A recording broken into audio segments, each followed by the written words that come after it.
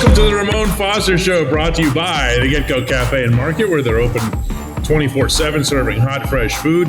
Moan is back from the West Coast, flew back to Tennessee. How tired are your arms? They are super tired. My body's tired, but you know what? Work never stops, DK, and we're here for the people, and it's a holiday weekend, so let's rock out, man. Let's do that. Your friends at Pro Football Focus, and they are your friends. They are your friends. Let's be clear about that. Saw that firsthand. Have labeled the Steelers secondary as the potentially, going into the season, the fourth worst in the NFL. I got to admit to you, Moan, I haven't spent a whole lot of time thinking about the secondary, mostly because you've got Minkah and you've got Terrell Edmunds back there. Yeah.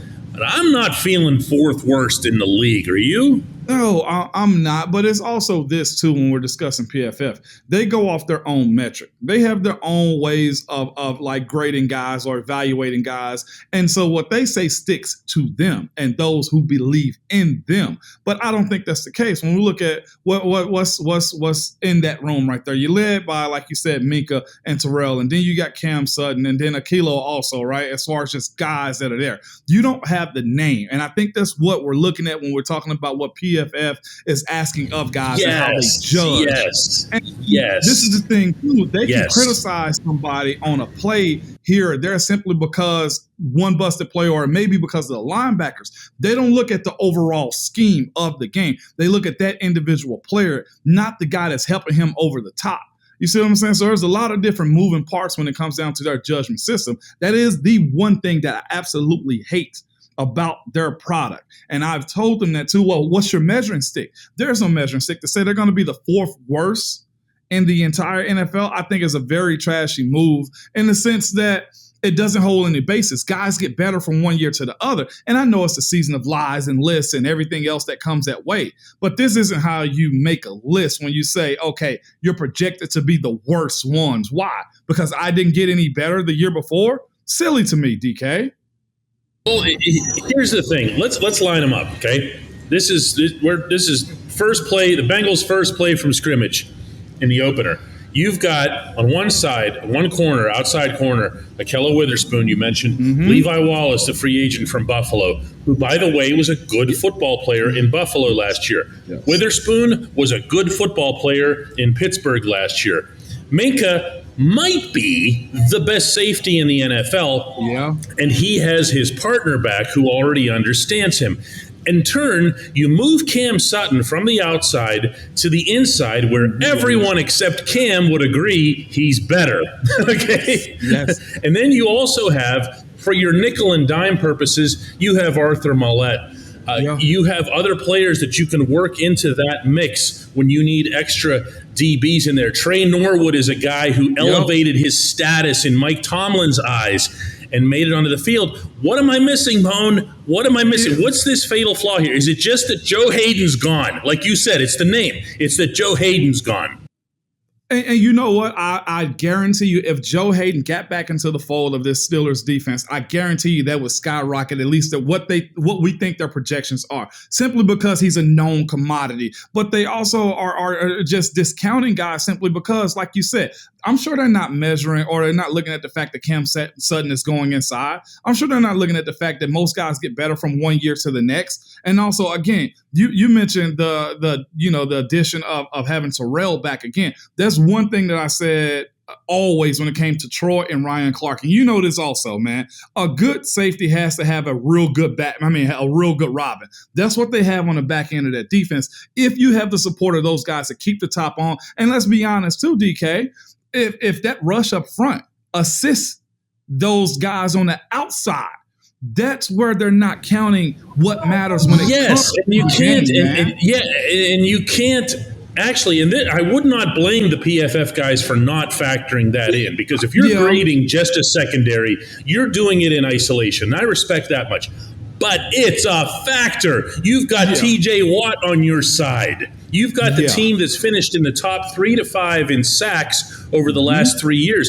They are going to force the quarterback to make throws he doesn't want to make. Yep. One 100%. And not just that, too. Sometimes a guy can give up 4 catches, DK, for probably 18 yards. Okay, but they're only going on the percentages of what those catches were. If I tell you I kept a guy 5 catches, 20 yards, that's a hell of a day. They're counting it as just 5 catches and the targets that came his way. That's bothersome to me. Again, it's not whole picture. You said they were my friends, DK. You see how my face looks now, where I'm a little perturbed by that, okay? Because I respect You got guys. my Matt Canada face. You got my Matt Canada face. Look at it. I looked at myself on the screen and was like, Moan, you're showing way too many emotions right now. I knew that. But with that being said, I hate people that pinpoint one thing and that thing, and when it doesn't paint the whole picture. Give me a little bit of the entire canvas of what's happening when those guys are in those situations. Is it a long third down and distance situation? Is it a short 1st and 5 when you're talking about guys giving up first downs? Like, there's a lot of that goes into play, and they never do that. And truthfully, for their product, they probably never will, simply because it kind of weakens their stance on what a grade is.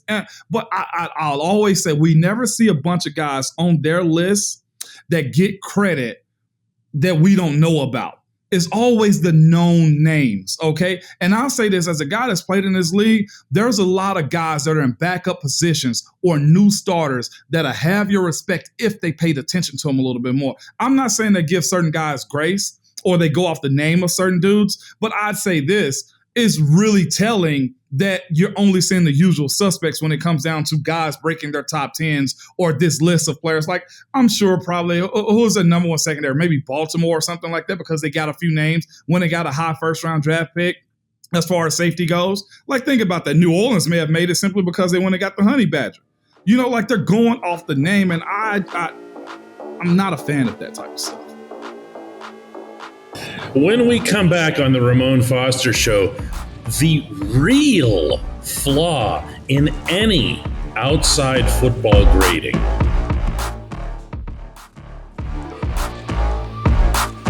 Welcome back to the Ramon Foster Show. As promised, the real flaw in any outside football grading. And I'm going to underline the word football here because, Moan, when we're watching a shortstop in baseball, and we see a ball that's hit to his left, there's only one thing that guy's got to do, okay? Yep. We don't wonder what he's assigned to do. We don't wonder what the scheme is for what he's supposed to do. There's a ball there. He has to get the ball, and he has to throw it to first base before the runner gets there. In football, who are the people, Moan, who know what an individual player is supposed to do in a given situation? How many people actually know that? I would say, hey, when it comes to route, probably just the guys that are in the position. So 4 wide receivers and the quarterback. Okay. When it comes to running the ball, the running back and the offensive line. At most, it's probably 5 guys on a particular play that know what you got to do, unless it's a screen. And the coordinator and the coach. That's it. Coordinator and we got to include guys. that. I'm talking about, Moan, I'm talking about on the planet. The number of people who know what a player is supposed to be doing. Now, there are times when you can kind of suppose, all right, you're in one-on-one coverage. Yeah. The guy scorches you. Okay, but was a safety supposed to come over and give you help? Who knows? That percentage is probably less than 1/4%, okay? Like the amount of people that know, and you can follow guys on social media that's played the game. You can follow guys, or you might be around somebody that understands the game a little bit more. I was actually having this conversation with a buddy of mine recently, and when they were talking about, just the basketball component of how Mark Cuban explained how they beat the Cavs that year. Beat Miami that year, as far as like the understanding of what the actual play is. And there was this big mouth guy on a big network that was trying to bash him or bash the team on how they beat them, and he was like, no, you don't know what you're talking about. This is how it works. And I'm not bashing anybody when it comes down to your expert or your opinionated take on a sport or a play, but there's very few people that understand how this works and why it works a certain way. It's been times I'm talking about just blasted in the media just simply because a sack looked like it went through my gap. Mind you, I may have just been a gap to middle linebacker. not even having anything to do with the outside guy. Okay, and the same thing goes for Marquise. I've seen Marquise eat a sack that was probably mine. You know, there's a lot of things that go in, or Dave or somebody gets called out for not blocking on a nice pullout. Well, you know what happens? A tight end can miss the block on the end of the line of scrimmage or simply get his butt whipped. But it looks like, oh, the linemen are getting their you-know-what kicked every single play. And that's usually one bad play is connected to another, unless it's something that's involved in an egregious interception, a guy holding the ball in a loose position and get fumbled. The overall play is maximum 10, 11 people in the world that can probably in your explain classroom settings. Yeah. Yeah. In your classroom settings, when you would go in the day after a game and that's the only time that you would review what happened from the previous day. No, would that come up though? Because there has to be clarity. You do have to, not for finger pointing purposes and not for tracking, but just so that there's an understanding. Hey, here's what happened. Yeah, no, it does. And that's what film is. And truthfully, that's why you hear pros say this a lot. Like, we spend a lot of time watching film. We spend a lot of time watching tape. Like, because the game is one thing, but the corrections from the game actually mean more. Like you said, Munch would grade us out and designate, well, Moan, this is a half a sack for you. And honestly, it's a half a sack for him. And I'll give him a quarter of a sack too. Like, it's been times where three guys have gotten maybe a half and 2 quarters when it comes down to designating what happened on a specific play. And then the most important one of them all to us was the overall sack count. Like, if a quarterback is running out of bounds, that goes to the OL. You know, or the running back, like designating, like, hey, don't worry about this play. I know it looks embarrassing, but that's the running back's fault. That happens in meetings. That also it really makes you a better pro too, just simply because you're going to see that situation again.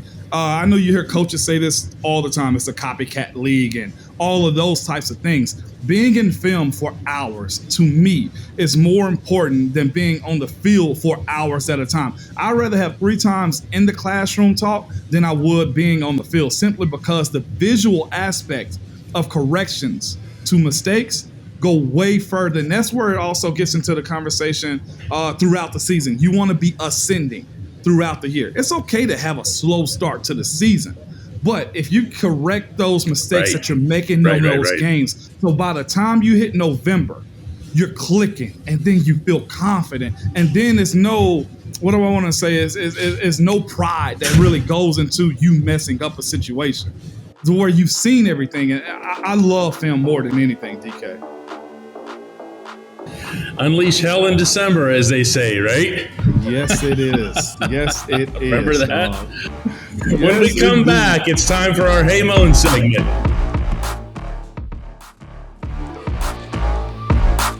Welcome back to the Ramon Foster Show. It's time for the Hey Moan segment.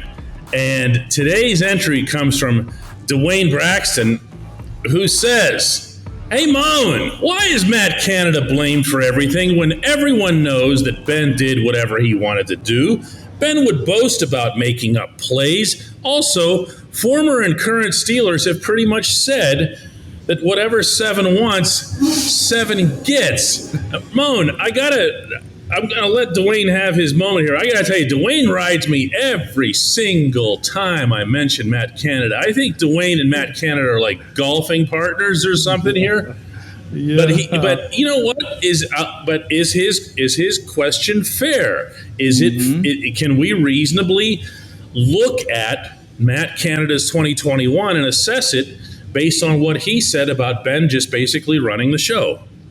Is it fair? Well, heavy is the head that wears the crown. We've heard all of this about Matt Canada as far as his offensive ingenuity. We've heard everything about he's the guy that's going to move this offense in a different direction, considering you knew that you had Ben, okay? You knew that you at some point was going to transition out of his era. So the reason there's so much, I guess, pressure on him to perform, well, Ben actually gave a little bit of a grace period, too, to go get a running back, to go get a couple young wide receivers, to go get an offensive line together. You're not carrying his cap as far as the overall price of him restricting you from signing free agents. So now that you got all those tools, you got 2 tight ends also. Let's not forget that. And just depth at a lot of positions across the board. He's expected to perform. This is his baby. And on top of that, you go get a first-round quarterback at his, whether he wanted him or not, but this is your guy.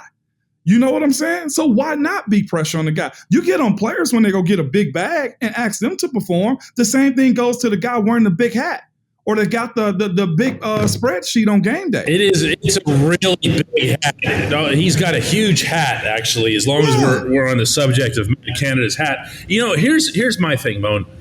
You said just now in your response, you were talking about what kind of pressure there is and so forth and everything, and what we're expecting here. I think it's reasonable for any of us, and myself and you included, to say, let's see it. You mentioned ingenuity. Moan, I'm not speaking out of turn here when I say that I'm sitting somewhere in a stadium, wherever the Steelers are in the country, and I get a text from R. Foster, and it says, where's the imagination here? Where's the imagination? Yeah. Okay?